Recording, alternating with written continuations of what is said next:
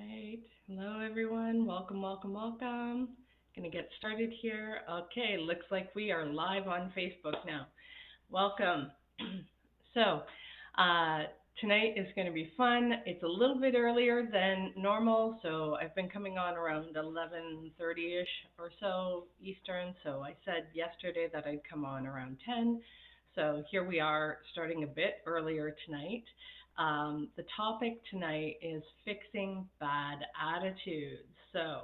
Um, for those of you that are new to my channel, my name is Tina. I'm a happiness coach and I help people deal with anxiety and depression and suicidal thoughts and help you move into a happier place. And so I do this by sharing my experience, strength, and hope so that you are able to take away things that I actually practice in my day to day life. Um, and hopefully you can apply this to your life right away.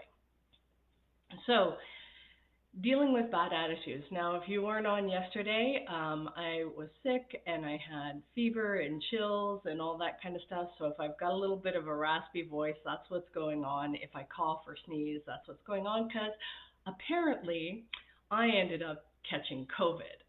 The first time since it's been around, I actually caught COVID. And I actually was in Miami, Florida, and I wasn't wearing masks or anything. It's like, no, I happened to go out to a church event on the weekend, and boom, bunch of little kids around, and I get the plague. Nothing like feeling sick to bring out your bad attitude, right? So this is kind of what's been going on for me. Um, this is why I thought, you know what, this is going to be a good topic to talk about because whether you are dealing with a bad attitude with a customer or a coworker or a boss or a family member, whatever it is, or yourself. Yourself is the hardest one to diagnose and understand of when you are walking around like a bear with a sore ass and you have a bad attitude and you know that you do, being able to change that is something that is really, really helpful. So first of all, what kind of first of all, it's hard to change something if you're not aware of it. So if you're in denial about, no, no, no, I don't have a bad attitude, it's because other people are doing all these other things for me. And that may be 100% true, but you can be right or you can be happy. So usually you don't get the option of both. So I typically, although when my resistance is lowered by being sick or tired or irritable, all those kind of things, I have to give myself a little bit of grace and understand what are the reasons behind somebody having a bad attitude. Like wanting to snap my cats. Not that I would, but I'm irritable, I'm cranky today. And of course, he waits until I go live and then he starts yelling because he wants his two bits of stardom as well. So, what can what are the things that can cause somebody? Hey, Amanda, welcome. Uh, can you make a song about a girl named Lauren? Mm, no, no, I can't. Why would you ask that? Um, so, uh, what are things that can cause someone to have a bad attitude? Number one is, first of all, they don't believe that the change is possible, whatever the change is. So, this is prominent in change management, which I've done in corporate a lot of times. A lot of times, people become very resistant to change because they don't believe the change is actually possible. And if somebody doesn't believe the change is possible, they're going to be resistant to the work and the steps that are going to help them make progress in being able to do that. Um, so, now, often people don't start off being resistant to change. Usually, what's happened is they've tried a bunch of different things that didn't work. And because it hasn't worked, and it's been multiple times that they've put in the time, the effort, and it really hurts that it didn't actually work, that you start to get discouraged. You start to believe, well, maybe this isn't possible, or maybe this isn't the right thing, or maybe I should be doing something else. Um, and so, um, so when you are looking at these particular things, it's understanding, well, why is it that I'm resistant to the change, or why is it that they are resistant to the change? And figuring out what it is that, like, how many times have you done it before? What is different about this particular time that makes you think that you might actually be successful? And why didn't those other times work? What was the common denominator between those things, right? So being able to understand what has been going on, why do you feel discouraged around this? Why do you feel resistant to the change? Um, and another reason why people don't make the changes that they need is it's not a priority to them. There are, now that could be legit priority. It's like, okay, I may want to do a career change, but if I'm focused on raising my toddlers right now, maybe now is not the best time for a career change. And maybe after the kids are in school, then I can look at doing that career change. Or maybe there's some other reasons of why it may not be a priority for you right now. Maybe there's a few other things that you need to get sorted out first in order for you to make this other change a priority, right? And maybe because it's taking longer than what you were anticipating, or there's more frustrations or more problems that are happening, that it ends up becoming a belief that you're never going to get to the point where you can actually make the changes that you want to make, because you keep hitting these obstacles and roadblocks, which is one of the things that happened for me. It's like, okay, I had to wait a little bit for some nicer weather, and then I was going to go out and sell my lovely artwork, and it's like, and I was going to get to know some people, start socializing a bit more, and I come down with COVID. So now I'm quarantined for a couple of weeks. I'm like, damn it.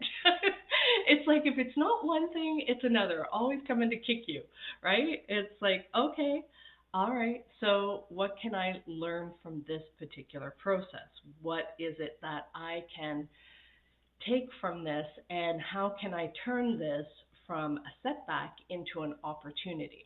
And so when you start to look at things in that manner, it becomes a lot easier to be able to deal with the challenges that come up. And it doesn't matter what it is that you're doing, whether you're in a business environment, whether you're working a 9 to 5, whether it's a relationship or anything else, you're going to come into challenges. And a lot of times people think that, well, when I hit this goal, then I will be happy. And that's not the case. A lot of times you achieve the target, whether you get the guy, you get the girl, you land the job, you make the money that you're looking for, you get the car, you have all these other things that you think, well, when this happens, then I will be happy. And oftentimes, once you actually get those things, well, the happiness from achieving that goal is like very short lived. And so you have to find ways to become happy with the process along the way. Otherwise, it's going to seem like a lot of work for not a lot of reward. And so as you're going through this, because that can be another reason why people are resistant to change, is that they have enough knowledge about the particular subject, um, they have enough knowledge to be dangerous, right? That they've peeked behind the curtain, and so anything that you try to fluff it up or you try to make it all pretty, and it's like, no, I know if I take this on, this is going to be a total fucking shit show, and it's going to be a lot of fucking hard work. So at least do me the courtesy to be honest about that, be straightforward, be upfront, and then at least I will respect you. And it's like, okay, now we can go along and we can actually work together to try and solve the problems rather than trying to fluff it up and make it seem all pretty. And it's like, oh, you've got to, have this wonderful perspective on things. And it's like, well, no, sometimes it's kind of like everybody talks about having kids is, this wonderful, joyous experience. And it's like, no, come on, man. Like, I know the reality of it is you're changing diapers, you're cleaning spit up, you're dealing with kids running around doing all kinds of crazy shit, breaking shit. You can't get a moment's peace. And just when you're ready to, like, yeah, lose it on them, then they do something really sweet and adorable that's post worthy of, like, they look into your eyes and they tell you, oh, I love you so much, and they just melt your heart. And it's like, that is the one piece. It is worth it. It absolutely is worth it. But don't try to sugarcoat the other crap that is along the way, right?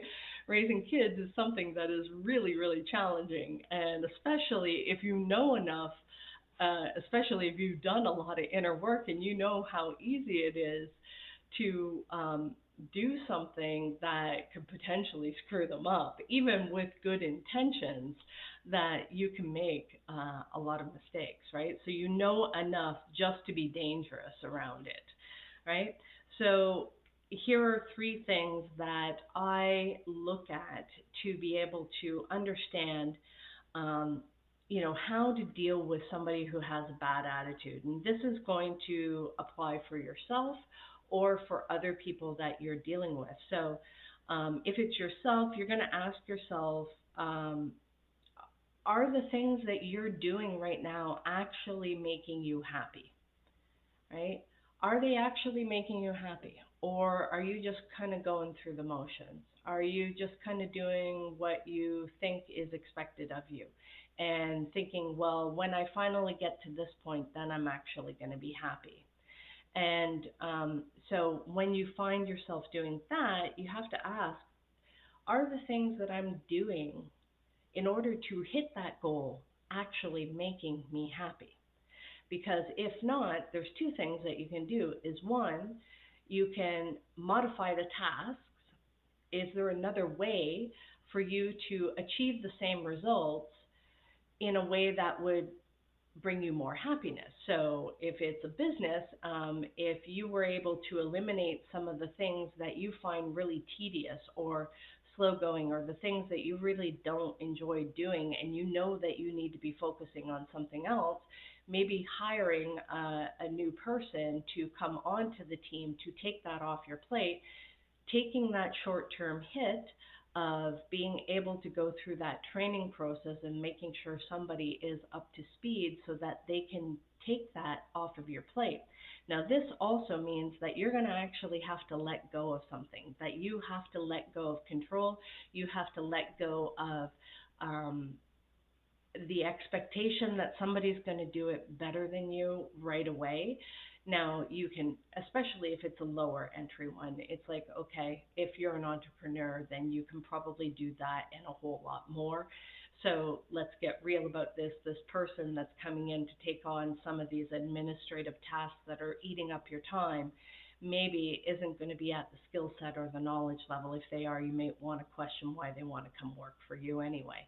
So, um, but you have to look at, if I could take these things off of my plate and then I could focus on the areas that actually would make me happier. Now, is this short-term happiness or is this longer-term happiness, right? So,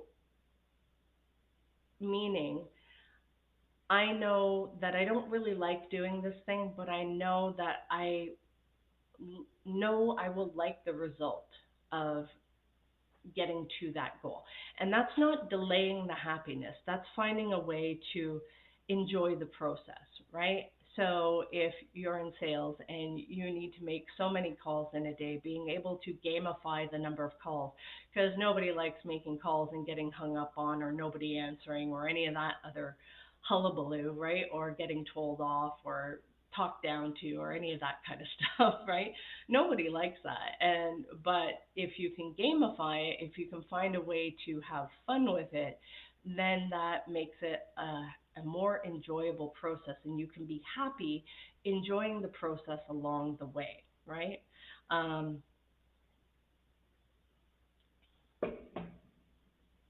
Now, if this is something with um, yourself and you're like, you know what, I know I've got this attitude, I'm not feeling well, and you know that this is a short term window, limit yourself.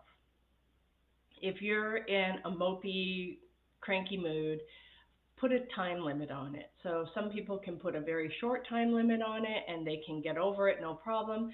Other times it's a bigger thing, or if you're not feeling well or you're going through an illness or something like that, you may want to give yourself like a 3 day window. I try to limit it to 3 days, and then I have to do something different to change that state. Um, so, number one is asking yourself, are the things that you're doing making you happy? And if they're not, what can you do to actually change those to make the process more enjoyable? And what can you do to shift your perspective? So you can either change your outlook on it or you can actually change the tasks, right? So if you can't change the task, then how can you change your outlook on it so that you see this in a different light? Okay. Um, and that also comes with acknowledging sometimes that the stuff that you have to do does actually suck. And there's no prettying it up, right? There's no sugarcoating it, there's no making it nice. It's like, no, this is a shit show, and it's like, no, I got to clean the toilet, and that's not fun, and I don't care how you pretty that up, it's still not going to be fun or going to make me happy, but I am going to enjoy having a nice clean bathroom. So, therefore, the results are worth it. So, finding a way to look at it in a different way so that you can at least be happy with the process. Number two is, do you believe it's possible to be happy and productive and successful? A lot of times, and I've seen this in a lot of work environments that, and I've had a lot of bad bosses that feel like if you are happy in your job, then you are not being productive. And I'm like, what? I don't know about you, but I have always worked harder when I'm happier. I've always done more. I've always tried to go above and beyond anytime that I feel good and happy in a role that I am being part of a team where I feel accepted, I feel understood, I feel like they have my back. And the minute somebody doesn't, well, not the minute, I have a pretty high tolerance for bullshit. So, so not the minute, but once I finally get to that point of where it's like I'm not really happy, and it's like, is this worth it? Is the squeeze worth the juice, right? Or, and it causes some sort of doubt. I can promise you my productivity goes down the drain. And if your productivity goes down the drain, your success level goes down the drain as well. So, and if you get to that point, it becomes very difficult to kind of pull yourself back up out of that, because usually what's happened is there has been repeated times, you have repeated stacking evidence that regardless of what you do, it doesn't seem to work to initiate an effective change. Hey, Saeed, good to see you. So you have to understand, do you even believe it's possible for you to be happy, productive, and successful? Um, and if not, why not? What is it that is holding you back? It's really important that you understand why you don't feel that this is possible. And this may take that you have to embrace this bad attitude part of yourself, and maybe you have to point the finger a little bit. Not that I'm a big believer in that, but at some point you do need to at least externalize, because there are external factors that may be factoring in, and it's a matter of changing your perspective, changing your um, tactics, your strategies, the way that you operate whatever tasks that you're doing, you need to be able to change those kind of things. And if you don't at least acknowledge that there could be some external influences that are factoring into the equation here, then if you're if you can't admit the problem, you can't fix it, right? So this could be maybe there's a bad employee that you've tried working with and it's not getting any better. Maybe it's a matter of sitting down and having that open, honest heart to heart with them. Maybe it has to do with your relationship and you're not able to open up and communicate that way. Maybe you've tried and you're just like, what's the point? It just falls on deaf ears, right? And this happens so much and why they bring in change management experts is because um, there have been so many times that people get all hyped up that this time it's going to be different. This time we're going to make these changes. This time it's going to be awesome when we implement this new system. And then they find out it's not so awesome. And there were all these other things, and maybe it was awesome for somebody else or another department, but now this one department has got all this additional work, and maybe because they don't bring in any revenue or they're more admin or support staff, nobody's really listening to the additional work until it becomes a huge mountain. And now they look at it and kind of go, oh, yeah, I guess that is adding additional work there. We thought you were just complaining, so we weren't really listening. So, but nobody says it that direct, that honest. But I've seen that happen so many times in businesses where um, not taking a customer serious, just writing them off as complainer, bitchers, moaners, whiners, any of that kind of stuff. Um, not really taking that stuff serious. And if you don't actually look at the problem, you're in denial about it and you can't fix anything that you're in denial about. So be, coming to a place where you actually believe that change is possible, that it is possible to get the results that you want, that it is possible for you to be happy, that it is possible for you to also be productive, and that it is possible for you to be successful. So, like those managers that I have seen in the past, that they didn't believe that. So I had this one manager that I worked with, and when I proposed an idea of doing cross training with the team, um, so that when somebody called in sick, we could have somebody else fill in for that team member, and everybody was cross trained on the desks. And because it was my job to fill in if somebody was off sick, but the thing is I had to fill in on their desk and nobody did my stuff, and I was still expected to do my full 8 hours. So needless to say, I was highly motivated to come up with a better solution, and I had seen this done in other companies that were much bigger than the company that I had currently been working with. And so I suggested this, and the response was if they have time to cross train, then they are not at full capacity. So therefore, they need more work to do on their desk. And I was like, what? I'm like, um, and I didn't know how to overcome that. But the funny thing is after I left, and the new person that filled my role was not able to just jump in on any desk. Didn't have all the skill sets that I brought to the table.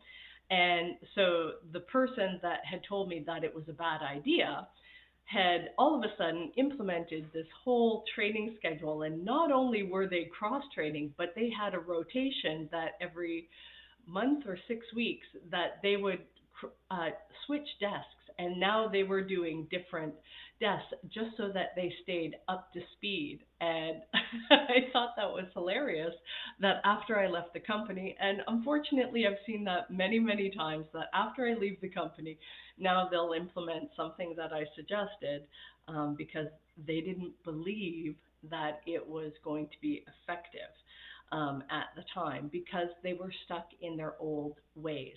So that is another reason that you can be resistant to change and not recognizing our own bad attitudes. And I can promise you, it's not just that person. I have my own. We all have our own biases where we are um, set in believing that this particular way is the way to do things because we have found that actually effective. And so when somebody else tries to provide us with an alternate solution and it goes against our current proven practice, we become extremely resistant to even opening the door at considering a possibility that this might be a better option because we know that the way that we have been doing it has been more effective. So we have to be aware, are we being resistant to that, just so that we can be aware of our own biases. I'm not saying just automatically adopt every suggestion that comes your way.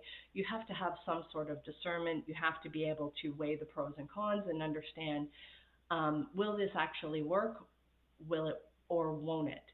And understanding our own biases will tell us the level of resistance that we have ourselves to this potential improvement and change. Now, if we've been hurt enough times, though, we might be extremely resistant to the change and we know, no, this way actually works and I don't care what you say, I'm not changing this no matter what. Be aware of that because that can cause a lot of problems. So at least be aware of your own biases, be aware of your own unwillingness to change. What are the areas that you have a bad attitude? And I'm not saying that you have to change that bad attitude. I just want you to start to become aware of what areas are you extremely resistant to change, that you will not accept any other way of doing it because you know this way works. This is the way we've always done it. This is what works. This is what gets us results. I'm not entertaining anything else. That can end up shooting you in your foot, right? Ask Blockbuster. Their business model was their business model, and now they have no business. What's your Instagram? My Instagram is Tina Balmer 125, so you can check me out there. So the third step is, what are you willing to see differently in order to take another step forward to living a happier, more productive life? Because to me, happiness and productiveness are equal. They, for me, I am always much more productive when I feel happy. Because then I'm like the Energizer Bunny. Then I want to do more because I see some sort of success. When you get beat down by life so many times, it can be easy to get discouraged. That being said, it all matters how many times you get up, not how many times you get knocked down. But those times that you're knocked down, sometimes it really hurts. And sometimes you can be down there and you're like, fuck, man, how many times do I have to get knocked down? And this is where we have to actually, when we're sitting in that dirt, when we're on our ass and we're looking up going, man, what did I miss? What is it that I keep doing over and over and over again, expecting a different result? Where is my insanity? What is it that I am unwilling to change? What is it that I am unwilling to change that keeps getting me knocked on my ass? And when we look at these things, and even if we're not willing to change that because maybe we really value that, or maybe that's been part of our identity for so long, or maybe this is the way that we operate and we know, and sometimes you're like, no, this has to be the way. I know this will work. And sometimes you have to dig in and be stubborn and pig-headed about it and go, no, this is the fucking way, and I don't care if the whole world thinks it's no, I know that this is a better way. And I'm going to stand up again, and I'm going to let them knock me down again because I believe that this is the way. And to have that much conviction, you kind of got to be a little bit crazy, a little bit out there, a little bit loopy. And that's okay. Because you know what? I'm pretty sure the Wright brothers, everybody thought they were friggin' crazy as well, right? And I'm sure, Thomas Edison and anybody that's created something that never existed before, they were the crazy ones. They were lunatics compared to everybody else. Why? Because they believed in something so much that they knew that this was the path forward. They knew that they had to create this. They knew that they had to be willing to be knocked down enough times that people just get tired of beating them up. That eventually somebody else will look at, why is this person so freaking crazy? Why are they so insistent that this is possible? And somebody else is going to get curious enough.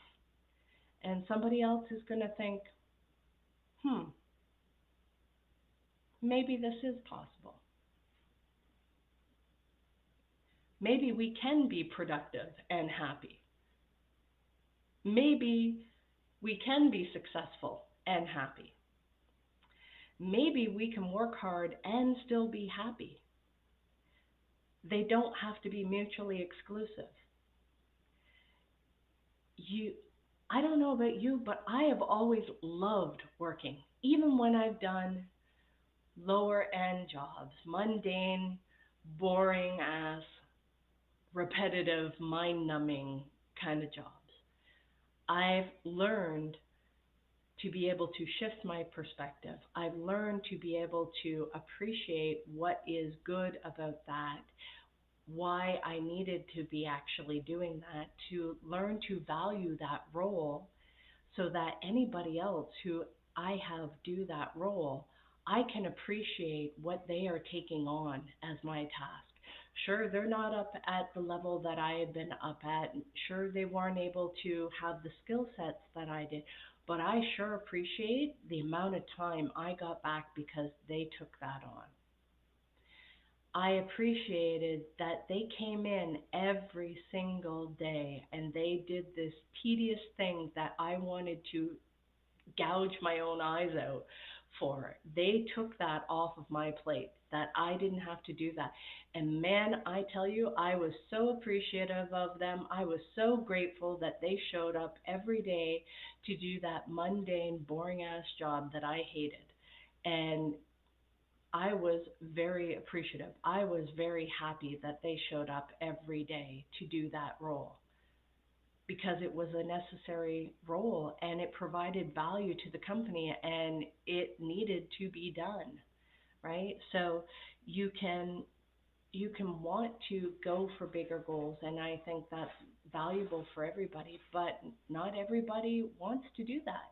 And that's okay. Maybe they value other things outside of the work environment, and that's okay. Maybe they value being able to come in and have a predictable, there's some people, they don't like any change in their routine. They just want to come in, do their job, they know what's expected, and they have some sort of predictability there. Me, that is a death sentence. I hate that. I like to be thrown in on something that's a shit show. I like something that is hard, that is difficult, that is challenging. And when I get thrown in on that, now it also has to be challenging enough that I feel like I can actually make a difference. If I don't feel like I can make a difference and this is not a winnable thing, then that's a whole different ballgame. But there has to be at least knowing that I am making a difference with something. And then I like the challenge. I like, and it takes so little to encourage me. I like, years of growing up with narcissism has actually conditioned me for a great deal of things. It doesn't take very much. I am very easy. A couple of good girls, add a girl, and I am happy. Way to go.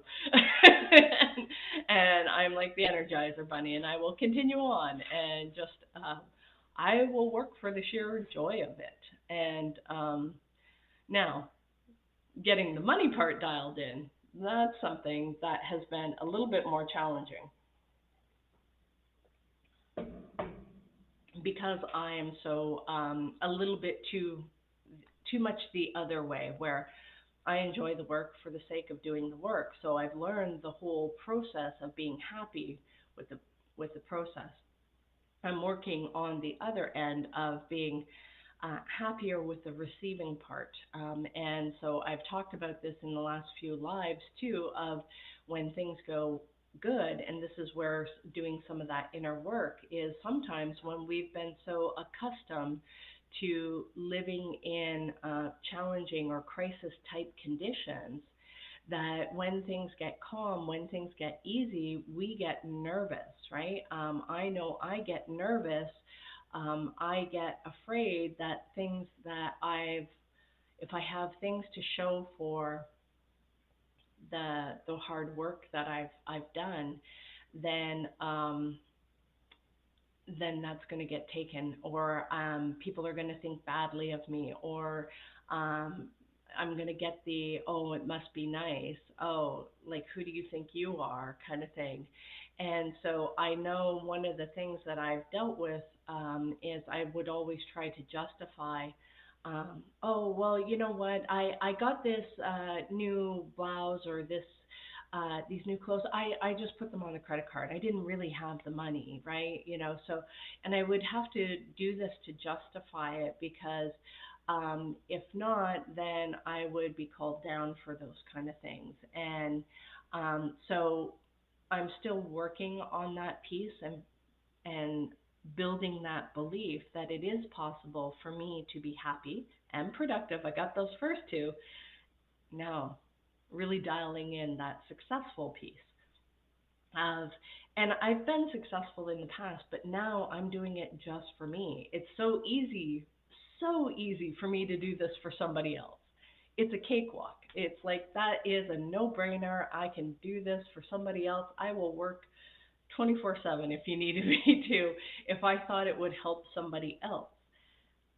When it becomes, oh, but I'm doing this for me, this is my business, oh, well, then all the fears and the doubts and all that kind of stuff come into play, and that is insanity.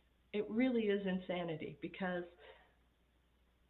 we all know what we can bring to the table, and it's learning to value that and really step into that and step into the hits that you're going to have to take, because this is where it comes into that third piece of what are you willing to see differently. So in order for me to get this success level, get the business off of the ground, I need to be able to see this differently. I need to be able to see that I can do this, and I have done this. The only difference now is I'm going to be doing this as a business instead of doing this for free. Now, I also need to dial in a few different things, and I have to see a few other things differently in order for me to continue to do this. But in the meantime, I will continue to offer this service, this coaching, this training to my lives, and uploading this on YouTube so that people who maybe don't have the financial resources, that don't need the one-on-one coaching, that they can still start their journey to healing and doing that inner work so that they become happier. They move from being in a depressed, anxious, dark place, which I've had to battle many, many times. And if some of these tools that I'm able to share with you, some of these things that I use on a regular basis are able to help somebody and help you be here one more day, to give you that strength, to give you that courage, to help you get back up and dust yourself off and try again, then this is worth it. And so, guys, I am going to probably wrap this up a little bit early. So hopefully that was helpful to you. If you just hopped in now and you are wanting to catch the beginning half of this, I will be uploading it on my YouTube channel, which is Coach Tina B 125, and you can check that out there. And I will be on again tomorrow night. Do you guys like this 10 p.m. Eastern Standard Time time? I think this is better than the 11 p.m.